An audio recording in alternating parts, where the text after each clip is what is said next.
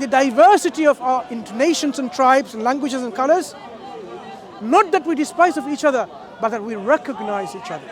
And the best among us is the one who is the most righteous, most God-conscious, most noble in deeds, in deeds, actions.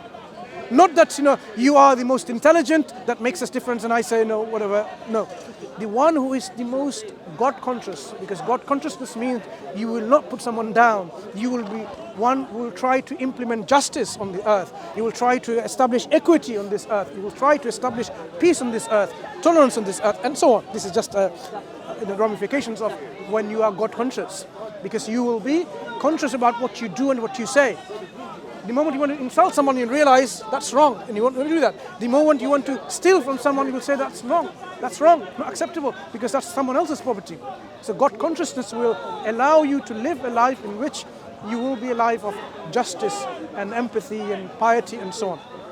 So God, our Creator, tells us the reasons why we are different, we recognize with each other. Imagine everyone look like Alex, as smart as he is, as handsome as he is, and everyone as beautiful as Jannah.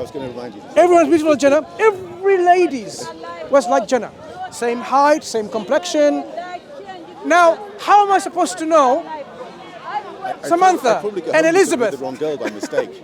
It'd be really awkward. Right? It will be really awkward. You will not recognize who's who. Dangerous, right? So now you realize. You have a twin sister. I didn't know that. So now we realize the diversity is also helps us to recognize with each other, not to despise of each other. So this diversity is something that tells us this is like a blessing that He's given us within our, the way He's created us, rather than He created everyone like the same.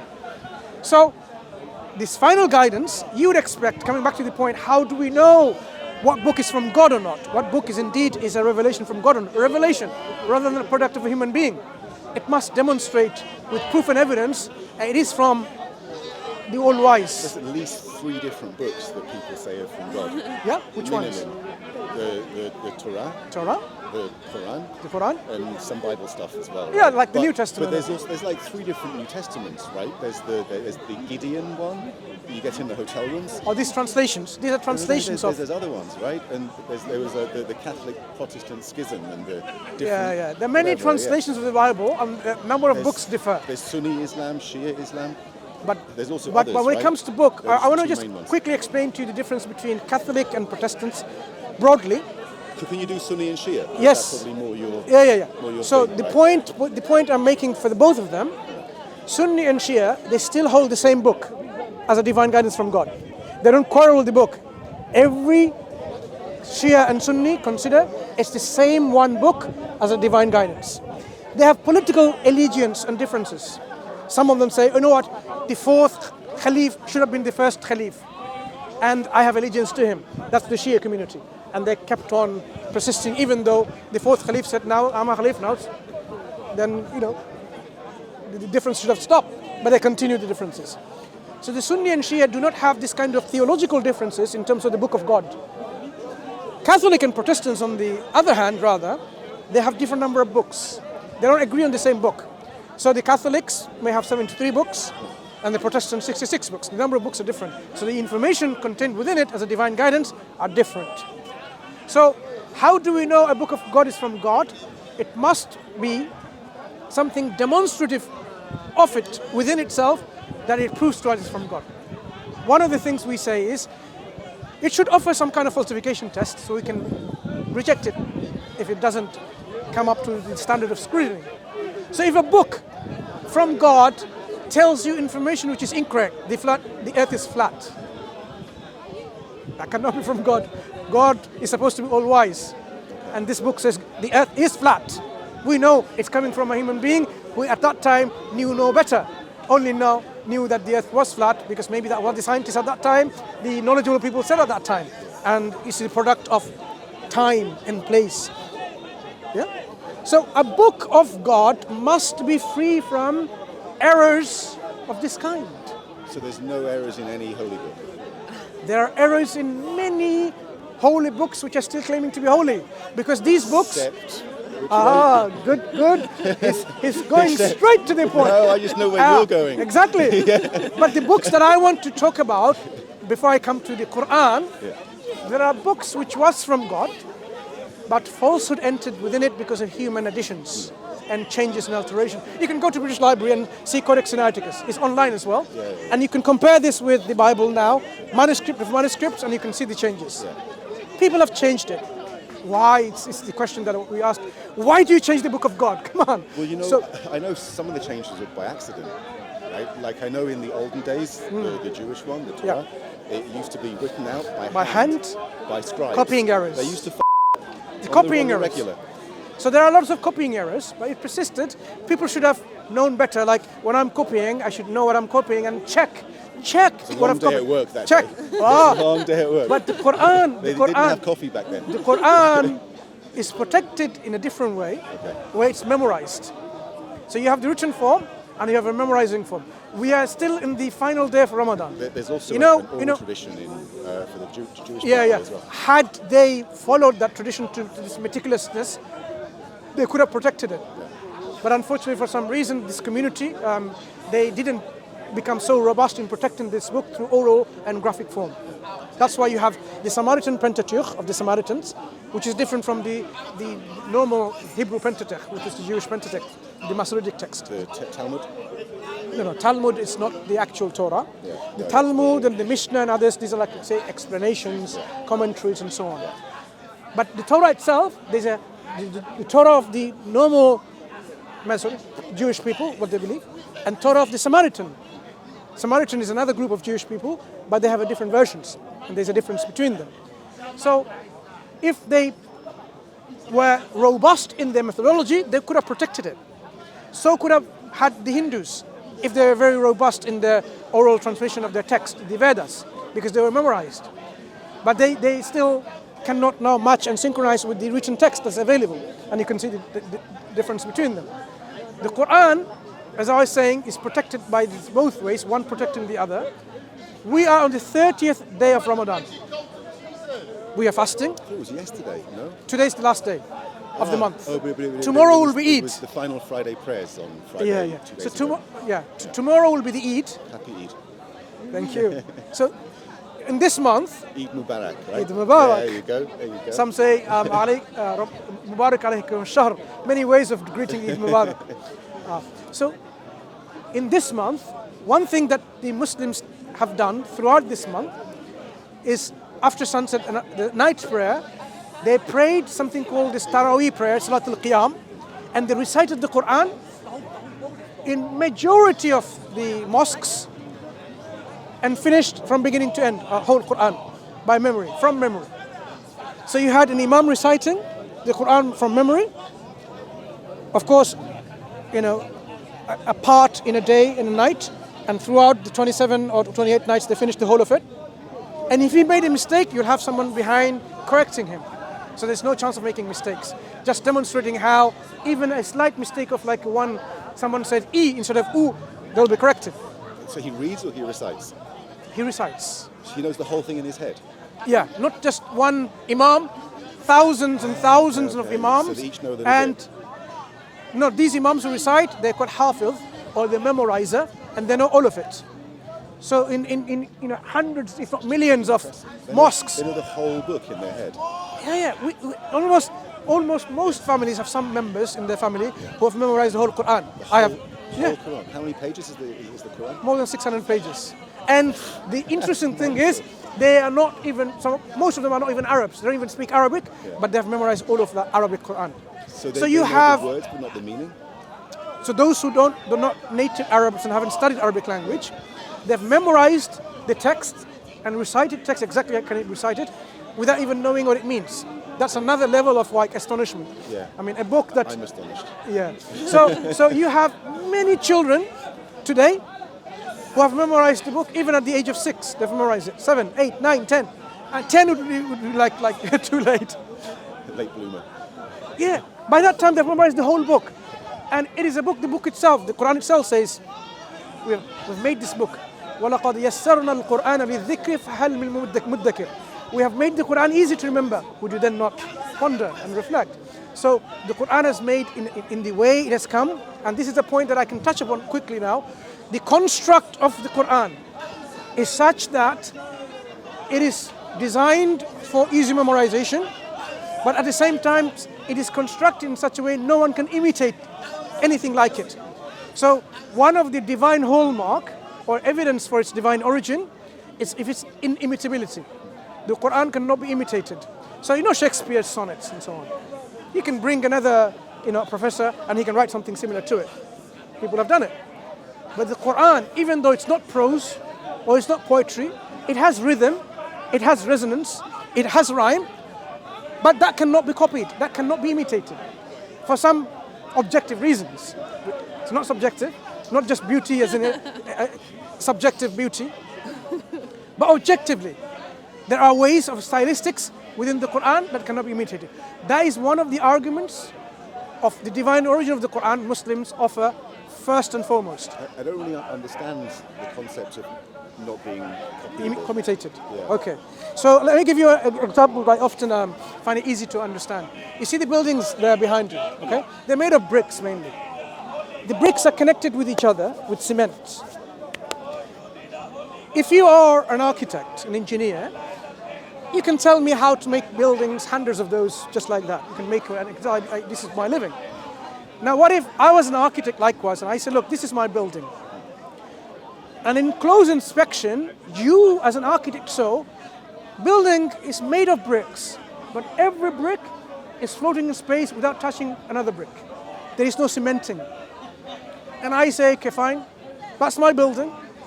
You can't make anything like that. You cannot make or manufacture or engineer a building like mine. And I ask you, go ahead if you think you can do it. Do you think you should be able to do it? As an architect? Well, if you could do it, no, if I produced... Can't you teach me how to do it? No, not about teaching. If I produced something to you, like this building, each brick is floating in space, not too much, but close to each other, but they're floating. And they're not touching with each other. No architect today can produce something like it. Today, impossible. Because we don't have the technology to do that. Quran is constructed with letters of Arabic alphabet. It's constructed into such a way to make words, sentences, phrases, and so on. It is such that people cannot imitate this construction, like the building. Just to give you a simplistic analogy. It's a difficult concept. Yeah, but that's how, if you're a linguist, you'll appreciate it. That's why I went to an architectural design where I can appreciate it better. So that's the first and foremost evidence or an argument for the divine origin the Muslims will offer on the table about the Quran being the word of God. Because had it been not from God, and it made that argument, I should be able to imitate something like it. I should bring something of this narrative, of this structure. But what is the shape of the letters or the... No, the shape of the way the chapters are constructed, meaning composed. You know, like, for example, I'll give you a chapter example. Please. This is in Arabic though, so you have to bear with me. Small chapter. You have to translate for me. Yeah, I'll translate it immediately. So it starts like this, Bismillah ar-Rahman ar-Rahim. إِنَّا أَعْطَيْنَاكَ الْكَوْثَرَ فَصَلِّ لِرَبِّكَ وَانْحَرْ إِنَّ شَانِيَكَ هُوَ الْأَبْتَرُ. That's it, 3 sentences or 3 lines. You can see at the end there's some kind of rhyming. Kawthar, Abtar, yeah? Wanhar. So there's some rhyming there. But the way the words are constructed in its stylistic measure, we talk about stylistics in terms of whether it begins with a nominal sentence with a noun or a verb or a particle, and how a particle is used, is as an omission or addition and so on. So this is a simple construct, and you might find what's so unusual about it. But if someone were to replicate it with this kind of same stylistics, they can't. To give you a scenario, I mean how the Quran came with a linguistic genre, this is how the linguists themselves, the Arabists themselves are now acknowledging. It's a unique genre in Arabic language. So one of the verses that we recited, a statement that we recite every day in our prayer is Alhamdulillahi Rabbil Alameen. Praises and gratitude be to the Lord of all the worlds. Nothing astonishing about the statement. But in the Arabic, the words are used Al-Alameen, Rabbul Alameen, meaning Lord of Al-Alameen. in Arabic language, at the time when the Quran was given, the Arabs and the people within the region, whatever they're in the Arabic language, to them there was only one world, which is everything. And that was alam. There is no such thing as worlds, like now we understand worlds. But there was only one world. So to tell you as an Arab there are more than one world, you'll say, don't be ridiculous, that this is it, all there is. So when the Quran came and said, no, God is the Lord of all the worlds, demonstrating there are other worlds that you can't even conceptualize, for them to bring something like it within the stylistics. Now how do I bring a particular concept in which I don't even have a concept? Because it's not in our vocabulary. That is how the Quran limited them from, numbed them from bringing anything similar to it. This is just the first statement, one of the first chapter. And objectively this is demonstrated how these linguistic novelty is used in the Quran, in which it far exceeds the number of words within a particular chapter. Okay? If a chapter has, say, 10 words, this kind of linguistic novelty will be more than 10 for every chapter. So an objective way associating not with number, quantity, but also going into the qualitative measurements of assessing the linguistics. Let's leave it there, it's too complicated. No, it sounds, but I have heard other believers of different books saying the same thing about their own books as well. Yeah, and we can examine each of these books. Yeah. You see, look, an inquisitive mind, a rational mind, a mind which is open to reason and open to evidence, would be able to assess all of these things. So you can bring the Torah, you can bring any of the books, and you can say, look, let's look at and examine the evidence. If the evidence is strong enough, then you should at least say, okay, it's a strong evidence for its claims to be. So if I give you an example, I want to give you a real example which is an eye-opener in terms of whether this information comes from the All-Wise or not. At one point, human beings were really wicked. This is history, right? From a book. You mean like yesterday? No. Today? No. This morning? I'm talking about a historical narration. So God saw the wickedness of the people and he destroyed them by flood. So there's a flood story. And he saved a few, his chosen ones, who didn't show this kind of wicked behavior. Is that the Noah's Ark? Instead of Noah's Ark. Yeah. There you go. And then God made a promise, a covenant, a binding contract. You know what? From now on, I am not going to destroy mankind wholesale like this. And as a sign of my contract, a covenant, I'm going to put a rainbow in the sky. And when I am about to destroy mankind, and I look at the rainbow, and I remind myself, then I won't destroy mankind again. Now here is the problem. The rainbow is not put there as a sign of the covenant to help people to remember the covenant. It's there for God to remember that he made a covenant. Does it make any sense? The all-wise, the creator who is absolute, who did not acquire any knowledge from anyone, that means inherent knowledge. This inherent knowledge knows no limitations. So it's not going to become ignorant. So he doesn't need reminding. If a book then says, God puts a mechanistic thing in place, the moment he sees the sky and looks at the rainbow, he says, now I remember the covenant I made. That cannot be God. Because God isn't forgetful. God isn't someone who forgets. God doesn't need reminding. So this is in the Torah of the Jewish people, and this is in the Torah of the Christian people, because they inherited this book. So our understanding of this reality is this information man added in the scripture of book of God from their own understanding of God, and which is incorrect. It contained originally the original guidance, divine guidance from God. They corrupted it with these human alterations and giving human attributes of deficiency to God. So that book, as it stands now, you can safely say is corrupted message from God. Or if you don't consider it in any way was message of God initially, it cannot be from God, because it shows deficiency in who it claims it's from, a God who is forgetful. But by logical extension, by rational inquiry, our absolute independent agent has to be all knowledgeable, all wise, because there's no limit put or can be put to something that is always in existence. So that is one example how we can assess. Does it contradict? Does it give you incorrect, imperfect descriptions of God? Quran, on the other hand, like you said, like there's an exception. The Quran describes God in God's perfection. Quran offers you a lot of information about reality, from history, from science, from archaeology, from biology, from many things of everyday life, of our knowledge. Sorry about the science. There is one example I know about Quran. About this size. Talk about the two seas in the South Africa, and mention about this. Prophet Muhammad never been there. Okay. And do you know مرج البحرين يلتقيان? بينهما برزخ لا Yeah, يبغيان. I mean, can you explain to them? Okay. I'm sorry about that. No, that's okay. I know Muslims are very passionate to share with you the evidence. So in the Quran, there is a statement saying God, there's two seas, the one which is like sweet and one salty. And there is an invisible barrier in between and they cannot pass. Now, of course, the man who's producing these statements, supposedly if he is the one who's fabricating this book or forging this book from God, if it's not from God, he's never been to the sea and oceans. He's never been to an ocean where you can actually witness the merging of two oceans or two watery bodies, oceanic bodies, and there is a zone which just merges between them and that's it. You can't just... There's a boundary. There's a huge boundary, maybe huge in terms of its length, but there's a boundary. So God is saying there's this invisible, there's a boundary there.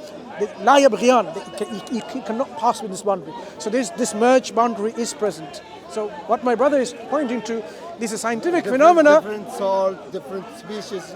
Yeah. This phenomena described in the Quran, which is now appreciated. How does a man in the desert know this? Okay, I would go even one step further, saying when you talk about oceans, the Quran describes the oceans having interoceanic waves. Just like you have a surface waves when you go surfing, and you have the waves at the surface, there are inside the deep oceans also deep sea currents. You cannot know them by simply going deep down with or without any kind of diving gear.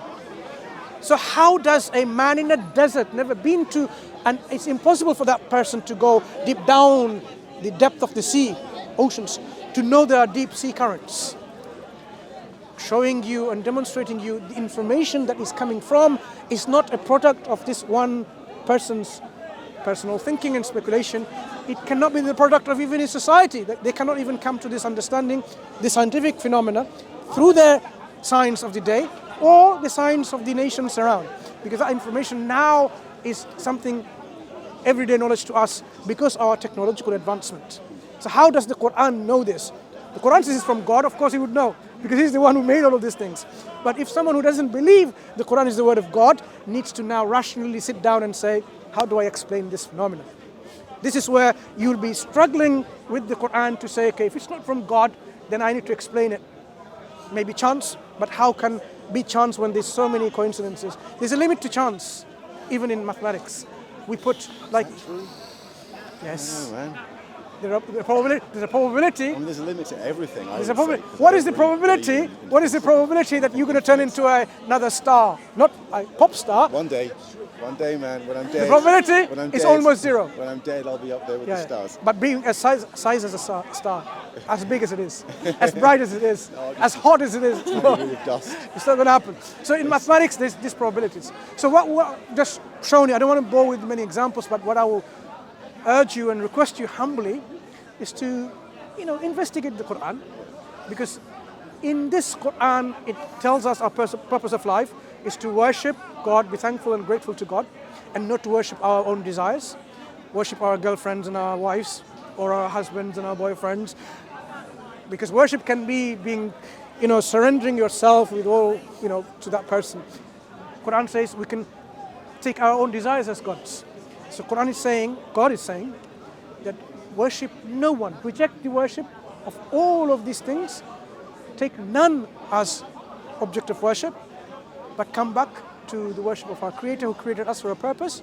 And the purpose is to worship Him. So if we really use our minds and our intellect and worship this Creator, then there is this consequences of that actions of belief and actions of our limbs. That we will be the recipients of the grace of God that will put us into this paradise, this heaven that we want to really, enjoy. Not, of course, torture and suffering in hellfire. So if we fulfill the purpose, we we aim to see this is the reward waiting for us. If we don't, then we will be doomed for our own consequences of our own choices that we make. If we make the wrong decisions, we have to suffer. If I go to an exam, not knowing what the exam is, not knowing what subject it is, not knowing the questions are, how do I expect to pass these exams? I won't. Then I cannot blame my teacher. I cannot blame the questions that is there because I didn't even look for it. I didn't study it. I didn't really seek the answers, and I will be myself to blame. So to remove ourselves from the blame is to really think about this cosmos that I am in. How do I fit in? It doesn't look like chance made us. Doesn't look like, but it looks like with all demonstrative reasons out there, there is a creator out there. So let's find out who this creator is, why this creator created us, and take it from there. Take it from there and then subscribe to the wills of this creator and say, now I will surrender to you. Does that make sense? Should we go somewhere warm? Yeah? Take care, Jenna. It's all right. Take care. Take care. Take care and all the best. Hope you two both encourage yourself to read the Quran. Thank you, sir. Yeah? Take care. Thank you.